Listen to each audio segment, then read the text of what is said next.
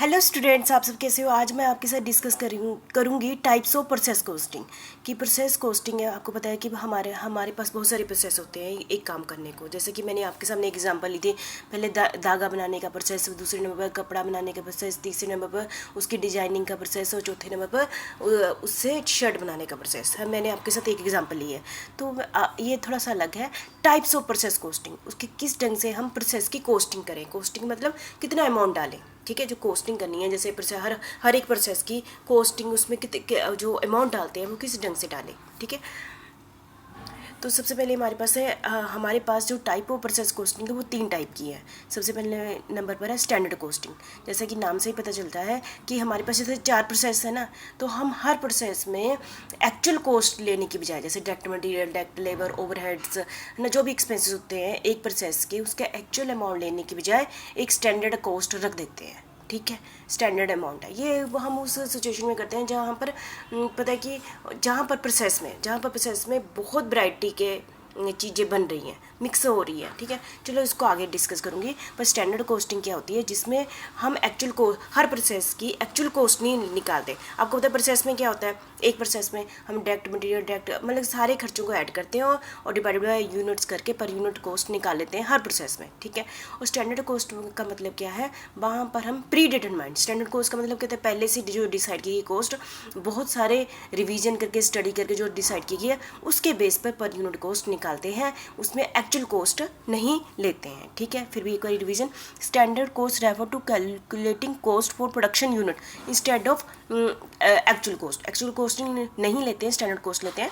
Actual cost are compared with the total cost accumulated based on standard cost and the difference between the, फिर हम compare भी करते हैं, actual cost लेकर compare भी करते हैं, ठीक है। तो डिफरेंस देखते हैं, टोटल कॉस्ट और एक्चुअल कॉस्ट का करते हैं, और फिर जो डिफरेंस आता है उसको वेरिएंस अकाउंट में डाल देते हैं। स्टैंडर्ड कॉस्ट मतलब प्री डिटरमाइंड कॉस्ट, देखो कंट्रोल करने में भी हेल्प होती है। स्टैंडर्ड कॉस्ट मस्त, आपको पता ही है स्टैंडर्ड कॉस्ट हम स्टार्टिंग से कर रहे हैं, जिसको पहले से डिसाइड कर लेते हैं कि हमारा खर्चा इस प्रोडक्शन में प्रोसेस में इतना आएगा और एक्चुअल में कितना आता है, जो भी डिफरेंस आता है उसको वेरिएंस अकाउंट में डाल देते हैं। The standard cost of a production process is assign to each department at the place of the actual cost. हर डिपार्टमेंट में स्टैंडर्ड कॉस्ट पहले से ही कहते हैं ये है कॉस्ट, एक्चुअल कॉस्ट नहीं ली जाती, उसको हम क्या कहते हैं, स्टैंडर्ड कॉस्ट कहते हैं, ठीक है। दूसरे नंबर पर weighted average. Weighted average cost का मतलब क्या हुआ कि हम जैसे हमारे पास 4 प्रोसेस है, 4 प्रोसेस की टोटल कॉस्ट, 4 प्रोसेस की टोटल कॉस्ट, पहले धागा बनाने में जितना खर्चा हुआ,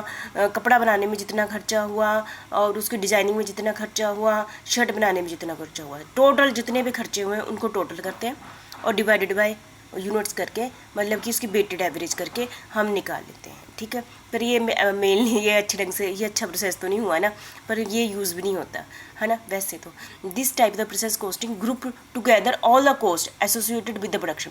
एक प्रोडक्शन मतलब एक प्रोडक्शन करने के लिए हमारे पास 4 प्रोसेस है और चारों प्रोसेस की सारी कॉस्ट को ऐड कर देते हैं, असाइन देम टू यूनिट्स, उसको यूनिट्स जितने भी बनाए उसको साइन कर देते हैं। This type the method may not take into account the time period of the production. इस मेथड में टाइम पीरियड का कोई कंसिडर्ड नहीं है, क्योंकि सारे प्रोसेस का टोटल को डिवाइड करते थे। Can be the simple type of the process costing to calculate, क्योंकि इसमें टाइम पीरियड का भी कोई टारगेट नहीं रखा जाता और ये simple type of the process costing है, ठीक है। कैलकुलेट करने का प्रोसेस कॉस्टिंग है, ठीक है। फर्स्ट इन फर्स्ट आउट, आपको पता है फर्स्ट इन फर्स्ट आउट का मतलब क्या हुआ, आपको पता है कि जो जैसे कि डायरेक्ट मटेरियल डाले, जो भी इनडायरेक्ट मटेरियल डाला है ना, जो भी हमने एक प्रोसेस में यूज़ किया, जो सामान पहले आया उसकी कॉस्ट को लिया, ठीक है। फर्स्ट इन फर्स्ट आउट का मतलब यही हुआ। फिर अगले प्रोसेस में वही सामान बेचा जो पहले प्रोसेस में कॉस्ट आई ना। आपने फर्स्ट इन फर्स्ट आउट आपने पहले ही पढ़ चुके हैं। फर्स्ट मतलब जो सामान पहले आया अगले प्रोसेस को वही सामान बेच दो, ठीक है, इस टाइप से। This method of process costing focus on assigning cost to unit in order they are produced. Product that are produced first are assigned to a cost first and then they are first produced to ship, otherwise put out. Furthermore, first in first out assign one set of the cost to product started in period accounting period but not, चलो आप इसके बीच में नहीं जाना, बस मैंने आपको ये बता दिया। फर्स्ट इन फर्स्ट आउट जो भी हमारे पास रॉ मटेरियल पहले आया ना, और क्योंकि आपको पता है कि प्रोसेस में क्या कहते हैं, हम इनपुट लेते हैं उसको आउटपुट में कन्वर्ट करते हैं। जो इनपुट हमें पहले जिस कॉस्ट में आया हमने उसी के बेस पर आउटपुट अगले प्रोसेस को दे देनी है। तो फर्स्ट इन फर्स्ट आउट का मतलब ये हुआ, ये कॉम्प्लेक्स प्रोसेस है, ठीक है, सीधी बात है। और involve various layer of calculation, इसमें अलग अलग लेयर पर कैलकुलेशन ज़्यादा करनी पड़ती है, ठीक है। The uncomplete product cost and the production of the product in the current process are calculated together. मतलब कि जैसे कि हमारा एक प्रोसेस चला हुआ है, हो सकता है कुछ अधूरा काम पड़ा हुआ हो, वो वाला काम प्लस की कॉस्ट, इसको ना कि हमें जैसे धागा बनाने वाला काम था, धागा बनाने वाले ने जो इनपुट तो लिया एक, है ना, एक उसके पास वो भी वर्क इन प्रोग्रेस पड़ा हुआ था, जिस पर धागा बनाने का काम आधा अधूरा पड़ा हुआ था, है ना, वो वाला काम, और साथ में उसने नया इनपुट लिया, उस पर काम करेगा ना कॉस्ट, तो उनको इकट्ठा लिया जाता है। वर्क इन प्रोग्रेस और जो रॉ मटेरियल लिया, उनको इकट्ठा, उनकी कॉस्ट को इकट्ठा करके फर्स्ट इन फर्स्ट आउट निकाला जाता है। तो मुझे लगता है थोड़ा सा समझ गए होंगे। ये हमारे पास 3 मेथड थे, ठीक है। Why have 3 different cost calculation method for process costing, why use one version instead of another.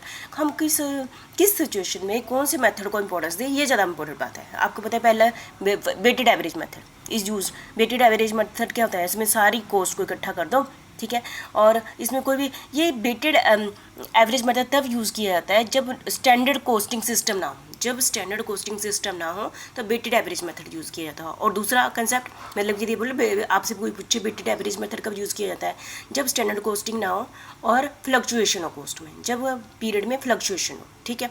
The management team has no need of slide improvement in the costing accuracy that can obtain. हाँ, इसके लिए average के साथ, weighted average के साथ FIFO को भी use करते हैं कई लोग, ये ज़्यादा अच्छा माना जाता है वेटेड एवरेज के साथ। जहाँ पर स्टैंडर्ड कॉस्टिंग ना हो, पहली बात, उसको वेटेड एवरेज मेथड यूज़ किया जाता है, और फ्लक्चुएशन हो कॉस्ट में तभी वेटेड एवरेज मेथड यूज़ किया जाता है विद फीफो कॉस्टिंग मेथड, जो तीसरा मेथड हमारा है, ठीक है। दूसरा है स्टैंडर्ड कॉस्टिंग किस समय यूज़ किया जाता है, it is useful in situation where company manufacture such a broad mix of product. जब कंपनी बहुत सारे, अब बहुत ज़्यादा प्रोडक्ट बनाती हैं, एक प्रोडक्ट नहीं बनाती, बहुत सारे प्रोडक्ट मिक्सिंग बनाते हैं, जब तब हमें प्रोडक्ट की इतनी मिक्सिंग हो जाती है कि तो हमें डिफ़िकल्ट होता है कि इसकी कॉस्ट कितनी पड़े, इसलिए हम पहले ही उसकी स्टैंडर्ड कॉस्टिंग कर देते हैं।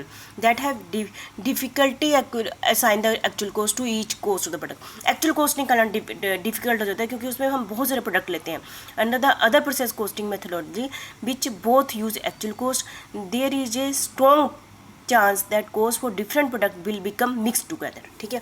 तो यदि हम एक्चुअल लेते हैं तो गलत होने की ज़्यादा चांस हो जाते हैं, ठीक है, इसलिए स्टैंडर्ड कॉस्टिंग वहाँ लेते हैं जहाँ पर मैंने ये हाईलाइट किया, manufacturing such a broad mix of product, ठीक है। और फीफो कॉस्टिंग कहाँ यूज़ करते हैं, यूज वेयर, जहाँ पर प्रोडक्ट कॉस्ट में बहुत सारे चेंजेस आते हैं, ठीक है, जहाँ पर प्राइस में बहुत ज़्यादा चेंजेस आते हैं, जैसे ongoing significant change in product cost from period to period. जैसे जनवरी में कॉस्ट अलग आई रॉ मटेरियल की, फरवरी में अलग आई, जहाँ पर चेंजेस बड़े आते हैं ना प्राइस में, वहाँ पर हम फीफो कॉस्टिंग आते हैं। ये ध्यान रखना, लिफो मेथड नहीं होता यहाँ पर, फीफो ही होता है, ठीक है।